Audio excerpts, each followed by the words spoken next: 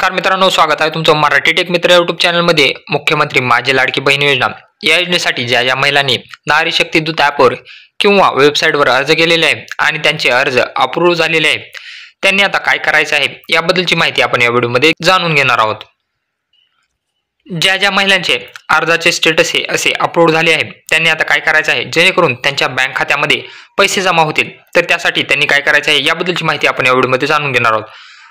हे जाणून घेण्यासाठी तुम्हाला त्या महिलेच्या आधारला मोबाईल लिंक असणं गरजेचं आहे। ज्या महिलांच्या आधार कार्डला मोबाईल लिंक आहे तेच आता ही प्रोसिजर फॉलो करू शकतात आणि जाणून घेऊ शकतात की त्यांचे पैसे बँक खात्यामध्ये येणार आहेत की नाही।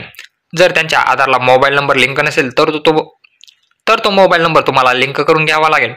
त्यानंतर 2-3 दिवसानंतर तुम्ही ही प्रोसिजर फॉलो करून चेक करू शकता की तुमच्या म्हणजे त्या महिलेच्या बँक खात्यामध्ये पैसे येणार आहेत की नाही।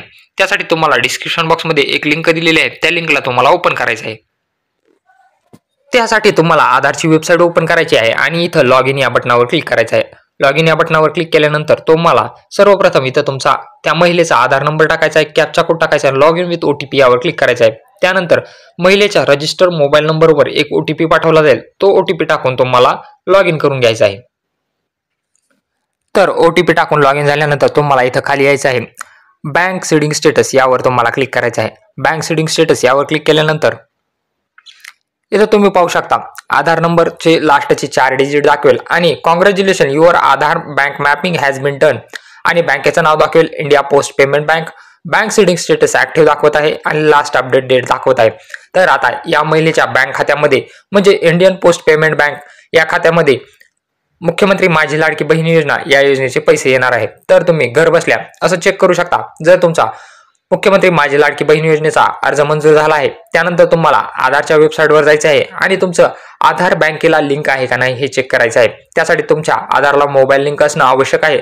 जर तो लिंक नसेल तर तो तुम्हाला सर्वप्रथम लिंक करून घ्यावा लागेल। त्यानंतर तुम्हाला इथं आधार बँक मॅप सीडिंग आधार आणि बँक जर मॅप झालेला असेल तरच तुमच्या बँक खात्यामध्ये पैसे येणार आहेत, अन्यथा तुमच्या बँक खात्यामध्ये पैसे येणार नाहीत। त्यासाठी ज्या महिलांचं बँकेला आधार कार्ड लिंक नसेल त्यांनी बँकेमध्ये जाऊन आधार कार्ड बँकेला लिंक करून घ्यायचा आहे। तर असा हा महत्त्वपूर्ण असा व्हिडिओ होता। जर व्हिडिओ आवडला असेल तर चॅनलला नक्की सबस्क्राईब करा आणि बेल आयकॉनला प्रेस करायला विसरू नका।